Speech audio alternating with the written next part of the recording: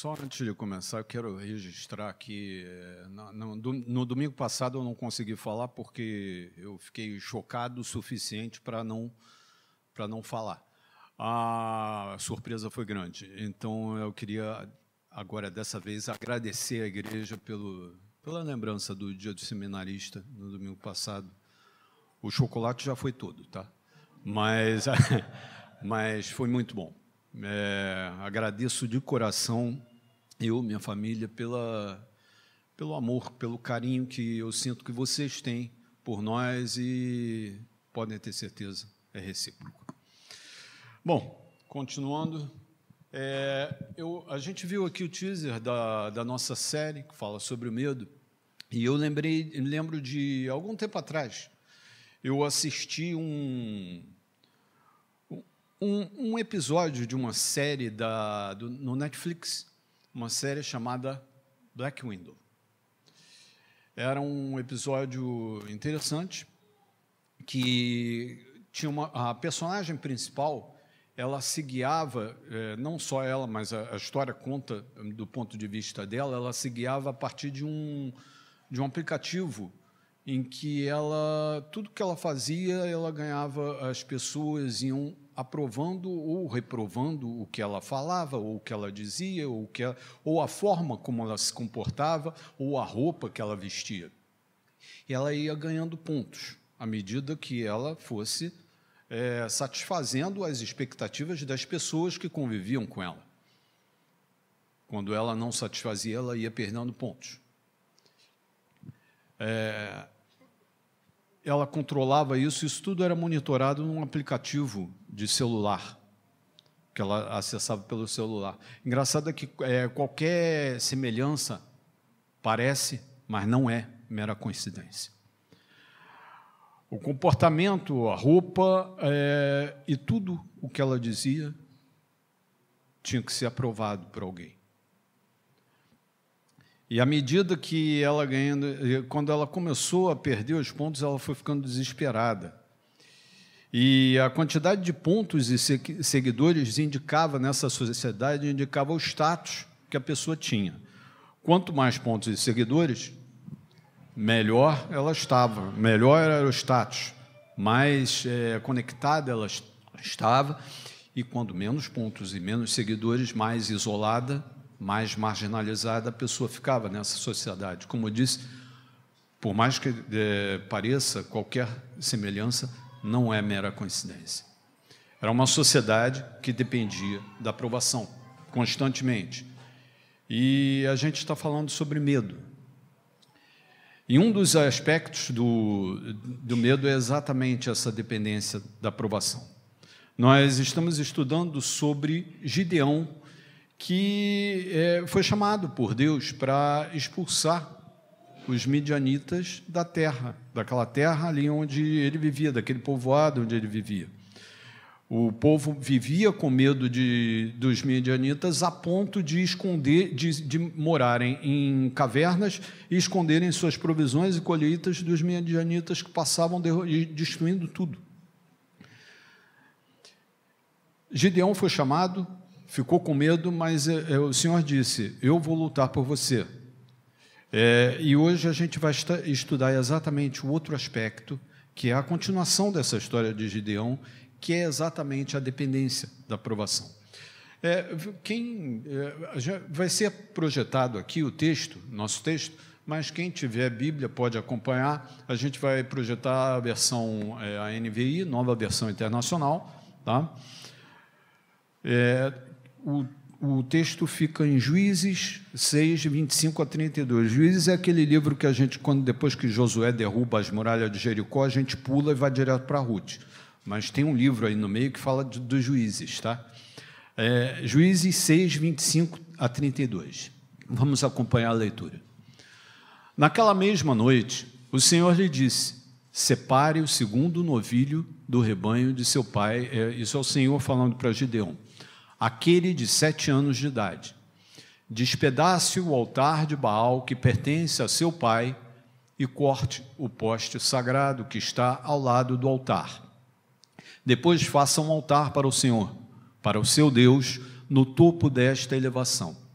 ofereça o segundo novilho em holocausto, com a madeira do poste sagrado que você irá cortar.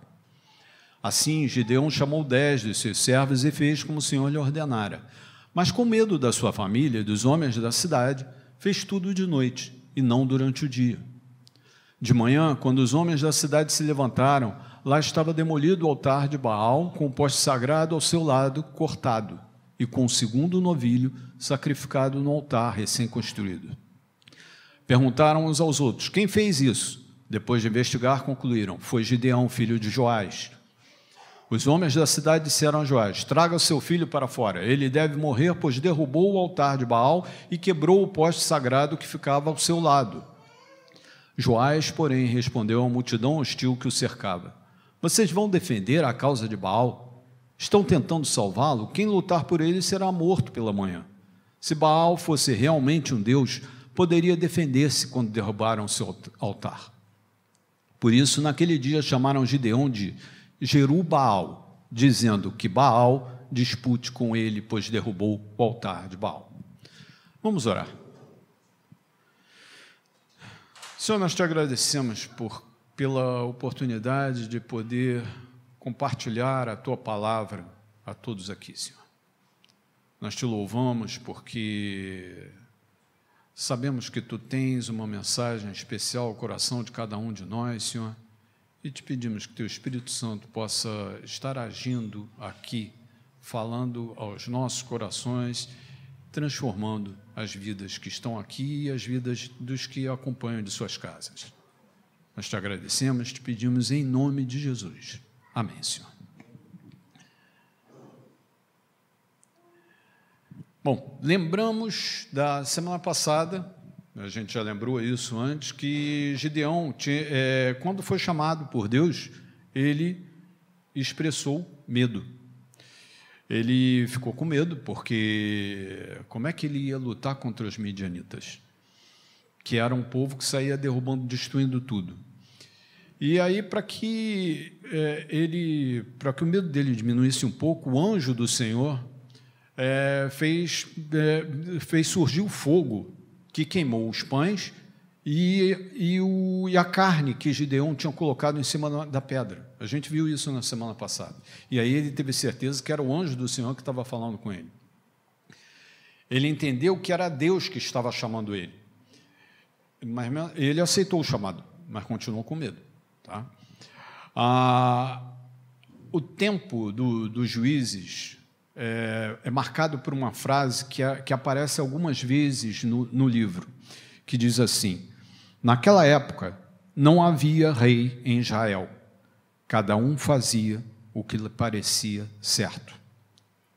O povo tinha entrado, a gente viu isso na semana passada, o povo tinha entrado na Terra Prometida, mas aquela geração que tinha entrado na Terra Prometida já tinha morrido.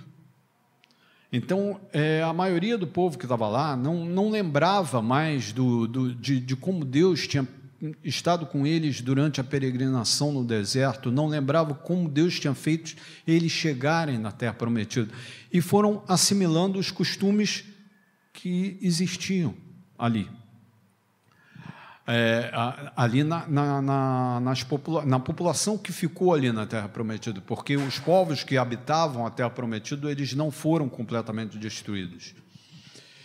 E o fato de não ter rei, assim, parece, não tinha rei, então eles viviam em tribos, o povo de Deus vivia separado em tribos por toda aquela extensão da Terra Prometida, e não havia, a nação ainda não estava constituída política e socialmente.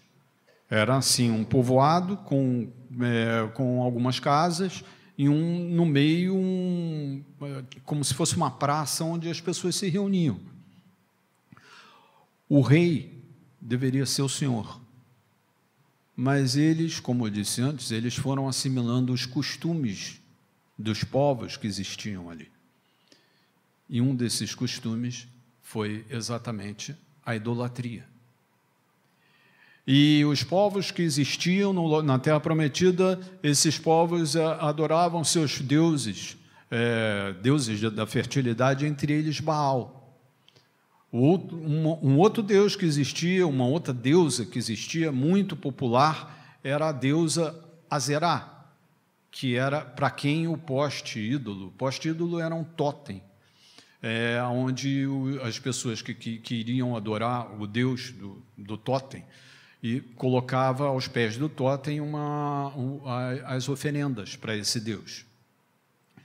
Essa deusa Azerá era muito popular, porque era a deusa da fertilidade. E, apesar do altar a Baal e o poste ídolo lá para Azerá serem do pai de Gideão, entende-se que era um altar comunitário, ou seja, toda aquela comunidade, todo aquele povoado se reunia ali para adorar a esses deuses.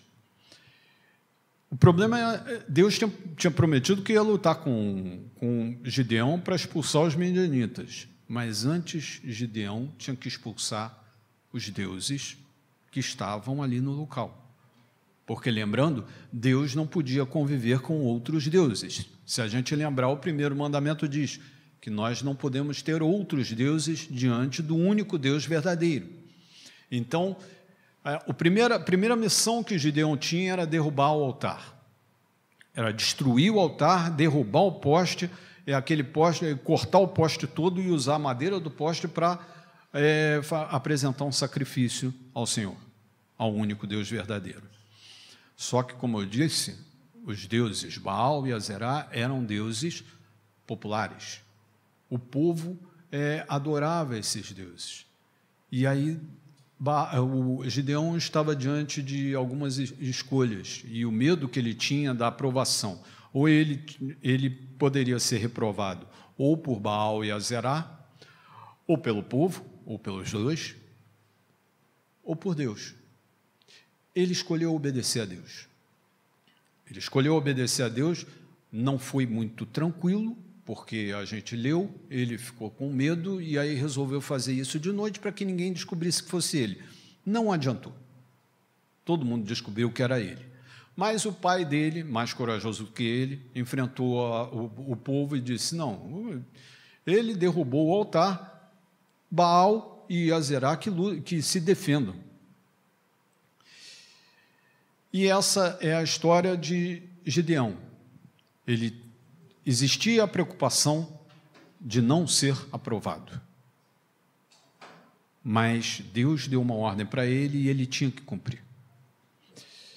E quando a gente vê nos nossos dias, nós também passamos por necessidade de aprovação. A nossa sociedade toda vive dependendo de aprovação. Só que nós não precisamos de aprovação. Porque nós temos uma aprovação maior, nós tivemos uma aprovação maior. Deus deu para a gente uma coisa muito mais importante do que a aprovação do mundo, do que a aprovação dos homens, que é a salvação. E é exatamente sobre isso que a gente vai refletir hoje. Que nós estamos livres da aprovação dos homens. Nós estamos livres da aprovação do mundo, porque nós temos a salvação. Você está livre da aprovação do mundo, mas o mundo é dependente dela. Nos dias atuais, nos dias que a gente vive, o mundo todo que vive conectado, nós todos vivemos conectados, né? Vivemos conectados através dos aplicativos, através do computador, e esse mundo todo que vive conectado vive uma necessidade que nunca foi tão grande de aprovação. Mais do que ser aceito, a gente precisa ser aprovado o tempo todo. Antigamente, a aprovação era manifestada através de um tapinha nas costas, de um abraço, de um cumprimento mais efusivo. Agora não, agora a aprovação é manifestada através de likes ou curtidas. E aí a gente diz que as pessoas são aprovadas ou não se elas recebem o coraçãozinho ou a curtida nas duas principais redes sociais. Isso traduz aprovação na sociedade atual. É a sociedade em que nós vivemos. E aí fica se esperando ser o alvo do coraçãozinho e do polegar para cima. Ou então você faz a mesma coisa para os outros. Pessoas escrevem alguma coisa nas redes sociais ou postam fotos esperando receber o coraçãozinho e o polegar para cima. Se você não posta nada, se você não escreve nada, você é como se você não existisse. Esse é o retrato da nossa sociedade. Quanto mais curtidas ou quanto mais seguidores, e aí as pessoas criam páginas para ter seguidores. Quantos mais curtidas ou mais seguidores, mais popular e mais aceito a pessoa se torna. Ao passo que, quanto menos curtidas e menos seguidores, mais escondida a pessoa vai ficando. De repente, toda a sociedade está esperando exatamente ser curtida ou seguida, ou seja, ser aprovada. Se alguém se expressa e ninguém curte, tem alguma coisa errada. Pior, se nada é postado, é como se não existisse, como eu falei. E nesse universo virtual, quando se inicia uma discussão, essa é que é melhor. Quando se inicia uma discussão, sempre tem um que quer ter a palavra final. Isso não é novidade, sempre foi assim, mesmo antes de existir rede social. Sempre tem um que quer dar a palavra final. Só que no mundo que a gente vive no celular, discutindo, às vezes alguém vem com uma palavra que talvez seja final, a preguiça de escrever, ou então porque escrever, para mim, pelo menos, é difícil para burro, ficar escrevendo no celular. A preguiça, ou talvez assim, a pessoa diz, eu não vou mais discutir. Aí disse que quem deu essa última palavra lacrou. É a lacração. Mais do que isso, se você for lacrado algumas vezes, ou começar a apresentar um comportamento diferente da maioria, ou começar a falar ou fazer bobagem, você corre o risco da reprovação suprema, que é ser cancelado. E aí você está reprovado para a vida. As pessoas que chamam de cultura do cancelamento, você está reprovado para a vida porque você foi cancelado. Você é bloqueado, perde seguidores, e aí é como se vivesse completamente marginalizado. Isso sempre foi assim. Agora a gente vê isso nas redes sociais, mas antes já era assim. No mundo conectado em que a gente vive, a gente vive essa realidade como se fosse uma coisa natural. É incrível que as redes sociais começaram há mais ou menos uns 10 anos, digamos, pouco mais de 10 anos. Mas vive-se de forma natural, como se isso fosse natural. E é essa sociedade em que nós crentes, vivemos também. Todo mundo precisando de aprovação, todo mundo correndo atrás da aprovação.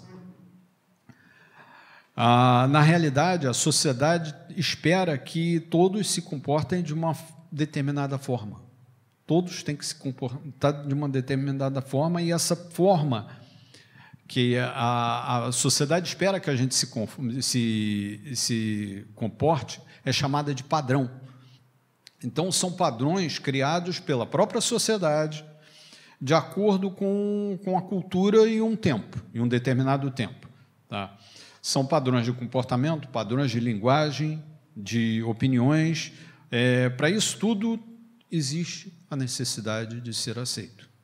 Você tem que seguir aquele padrão. Se você não seguir aquele padrão, você não vai ser aprovado, você não será aceito, corre o sério risco de ser cancelado. Não importa se esses padrões mudem de tempos em tempos, porque os padrões mudam de tempos em tempos. Espera-se que esses padrões sejam sempre seguidos. E aí, numa determinada época, o padrão passa a ser, o padrão de beleza cabelo longo. Os homens usavam cabelos longos, e as mulheres, cabelos curtos. 10 anos depois, muda. Os homens começam a usar barba para fazer, e as mulheres usam cabelo curto e pintado. O padrão de vestuário muda conforme o tempo. Numa época se usava terno para trabalhar, só todo mundo ia de terno. Para a igreja ia todo mundo de terno. Depois começou a mudar. Teve uma época que todo mundo usava jaqueta de couro nesse calor que a gente vive. Hoje em dia se utiliza bermuda, às vezes até para trabalhar, sem grandes problemas. Porque são padrões que vão mudando de acordo com o tempo. A linguagem também muda. São gírias e expressões próprias de um determinado local e de uma determinada época que vão mudando de acordo com o tempo. E se você fala diferente, ou as pessoas não entendem, ou você não é aprovado. Corre o sério risco de você ser cancelado. O padrão religioso no tempo de Gideão era adorar a outros deuses. Eram deuses, os deuses visíveis, porque o Deus verdadeiro eles não viam. Eles estavam cegos para o Deus verdadeiro. Então, o padrão era adorar esses deuses visíveis, e quem não adorasse a esses outros deuses estava fora do padrão. Estava fora do padrão e corria o sério risco de ser cancelado. E o cancelamento, a gente leu no texto, era a própria vida. A pessoa tinha a própria vida cancelada. Você está livre da aprovação do mundo. E por isso, muitas vezes, o mundo não vai aprovar você. A gente vive nesse mundo com padrões e um mundo perdido no meio do pecado que vive nos seus padrões de felicidade. São padrões próprios de felicidade que o mundo cria. E o interessante é o seguinte, a felicidade nunca é alcançada, porque ninguém consegue se satisfazer. No momento que você acha que as pessoas acham que alcançaram aquela felicidade, não, aquilo não é suficiente, vamos procurar mais. E aí vive-se no imediatismo, no hoje e no agora, sem se preocupar com as consequências que vêm depois. De repente, no mundo corporativo se tornou padrão o egoísmo, onde um puxa o tapete do outro para ocupar o lugar dele. Passou a ser normal isso, um passar o outro para trás. Isso já de algum tempo.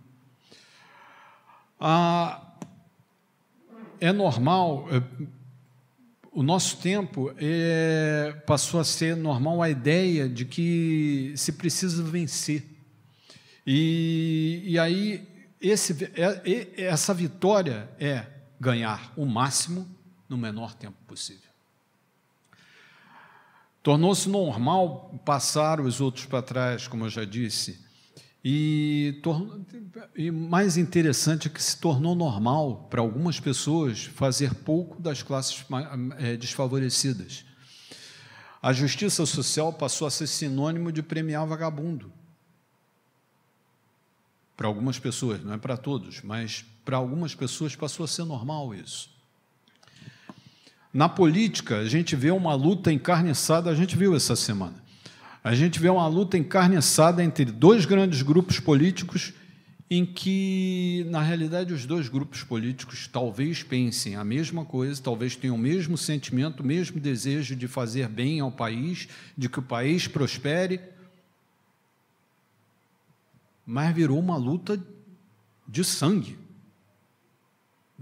Onde você normalmente teria adversários, cada um pensando de uma forma diferente, você tem inimigos, onde se torna completamente impossível qualquer conciliação. E o pior de tudo é que, às vezes, a gente vê isso dentro das igrejas. Justamente dentro das igrejas, onde nós sabemos que o que o mundo precisa, o que o nosso país precisa, não é nem de direita nem de esquerda. O que o nosso país precisa é de Jesus. E aí a gente fica brigando dentro da igreja, você vai votar em fulano, que absurdo, você... E aí relacionamentos se rompem dentro da igreja. Eu estou falando isso porque no ano que vem nós teremos eleição. Em 2018 nós tivemos eleição. Relacionamentos foram rompidos, que estão rompidos até hoje, talvez, dentro das igrejas, porque o padrão passou a ser esse. E aí cada grupo tenta buscar a sua aprovação para falar o que as pessoas daquele grupo político esperam ouvir.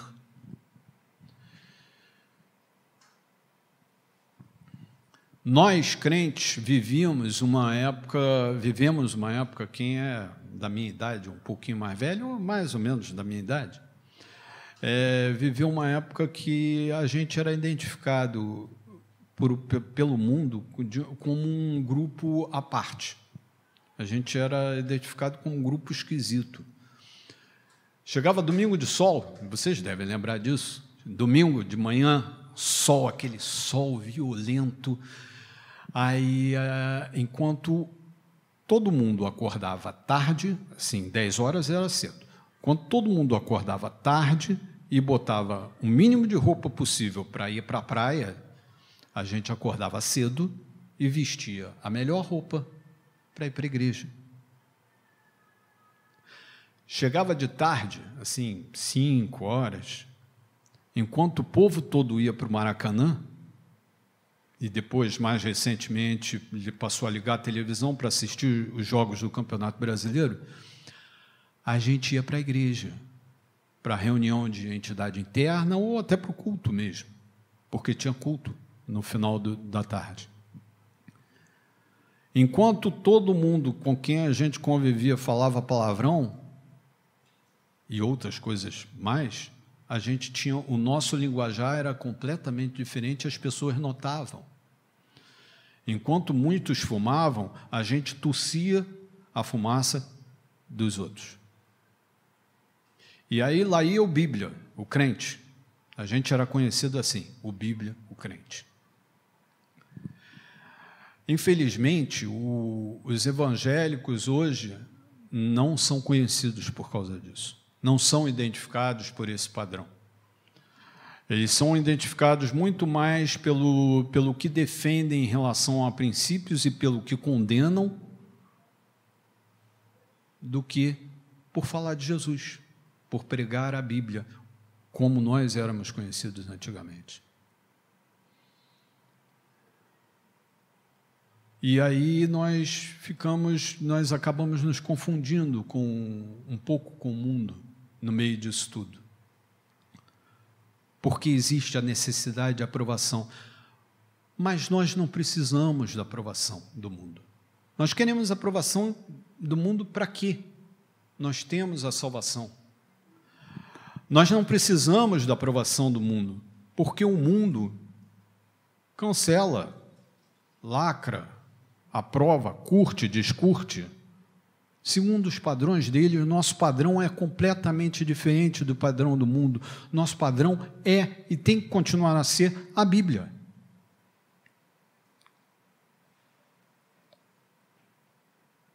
Mas fica todo mundo com medo, porque a gente pode ser discriminado, a gente pode ser taxado de evangélico.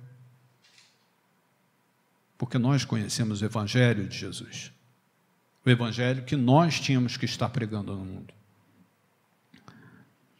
Ao longo da história, a gente viu uma série de padrões que deram errado. Porque os padrões do mundo são errados. E se a gente vai ficando parecido com o padrão do mundo, disse que a gente vai tomando a forma do mundo. Quando a gente vai tomando a forma do mundo, nós estamos nos conformando a ele. E esses padrões mudam de tempos em tempos, mudam de ano em ano, mudam a cada década, mudam a cada geração, mudam a cada século. E aí nós estamos tomando a forma deste século. Só que você está livre da aprovação do mundo, porque Deus quer que você tenha a forma dele. Deus levantou e continua levantando homens de tempos em tempos para incomodar o mundo. Pessoas que, ao longo da história, foram usados por Deus, e aí foram usados para guiar um povo, um grupo de pessoas que, a despeito de todo o padrão vigente naquela sociedade. E aí a gente pode lembrar, Abraão foi escolhido por Deus para abençoar todas as famílias da terra, numa época em que ele vivia numa sociedade nômade, em que não havia conexão entre as famílias.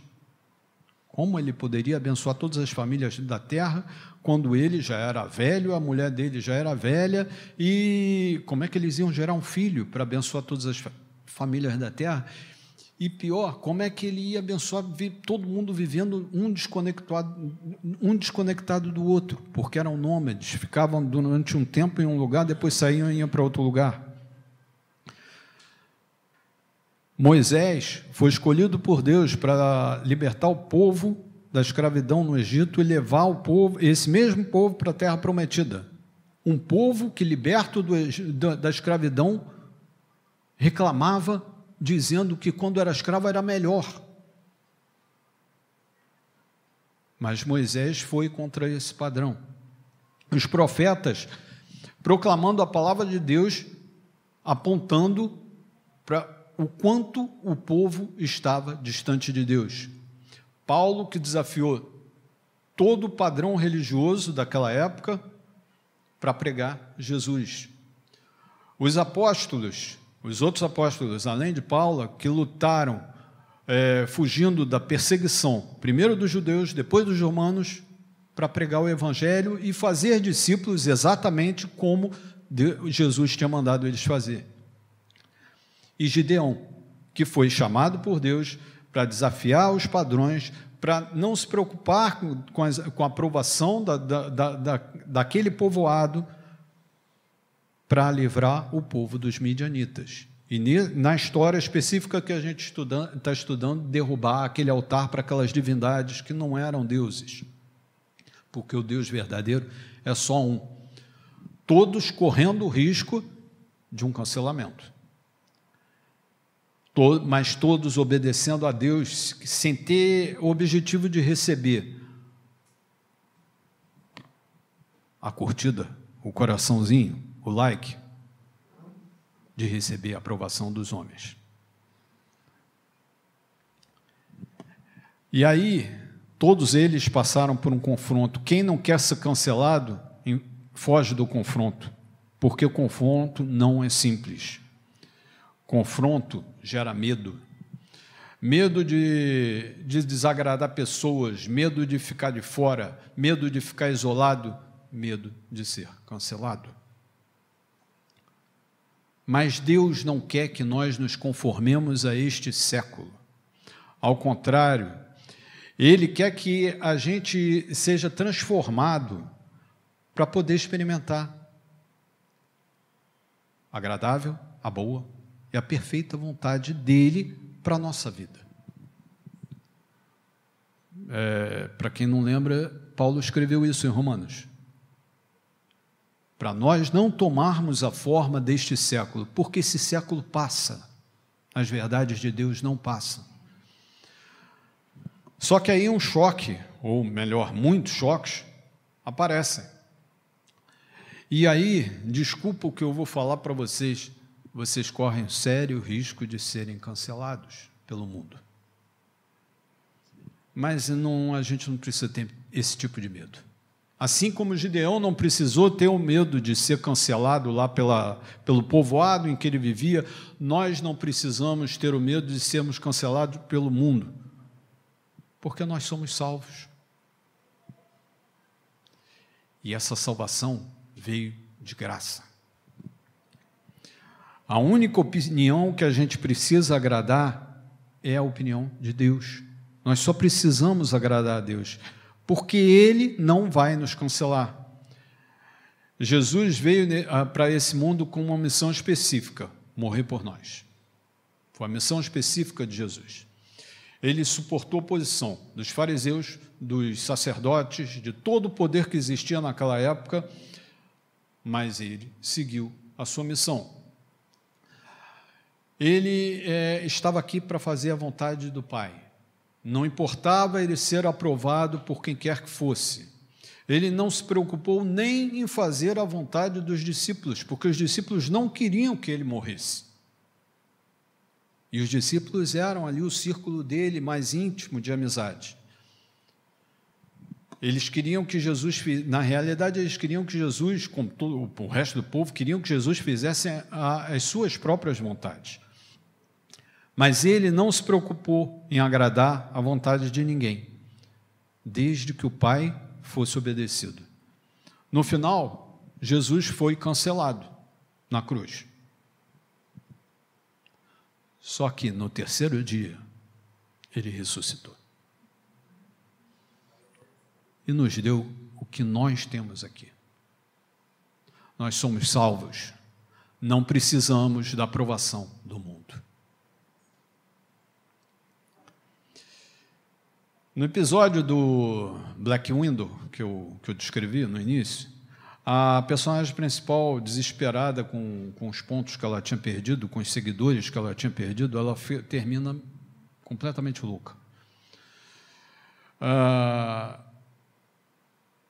E o interessante, assim, não é porque a gente vive num mundo de tecnologia. No episódio do Black Widow, a tecnologia tomava muito mais conta do mundo do que hoje, mas não é porque a gente vive num mundo de tecnologia, com tudo conectado, que é diferente do que era antes. Na realidade, o mundo sempre foi assim, com as pessoas dependendo da aprovação dos outros. Quem não é aprovado pode ser cancelado.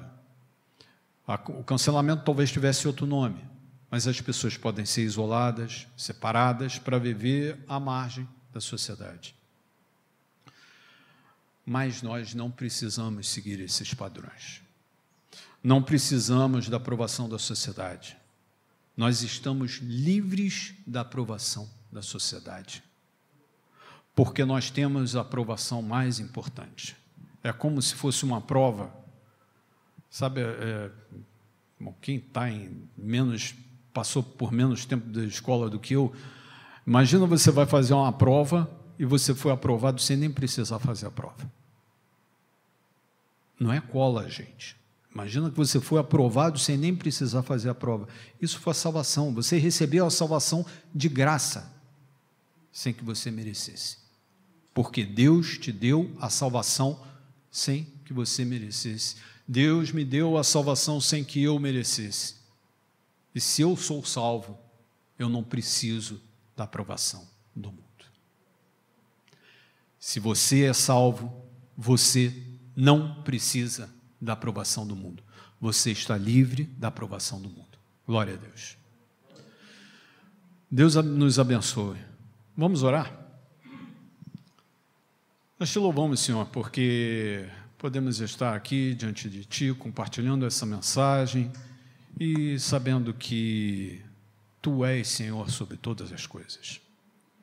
Nada foge ao Teu controle, Senhor, e nós Te agradecemos porque não precisamos sermos aprovados por esse mundo que vive em pecado, que jaz no maligno, Senhor. Porque nós temos muito mais do que o mundo não conhece. Nós temos a Tua salvação, que veio a nós sem que nós merecêssemos, Senhor. Que nesse momento eu te peço, Senhor, que Teu Espírito Santo possa agir em nós para que nós possamos proclamar ao mundo que existe salvação em Ti e que ninguém precisa depender da aprovação do mundo. Nós te agradecemos, te louvamos em nome de Jesus. Amém, Senhor. Nós vamos, vou chamar o conjunto de louvor aqui na frente, nós vamos cantar mais um cântico que fala exatamente que nós podemos confiar em Deus, nós não precisamos ficar ansiosos de nada, porque nós podemos confiar nele e entregar tudo a Ele. Amém.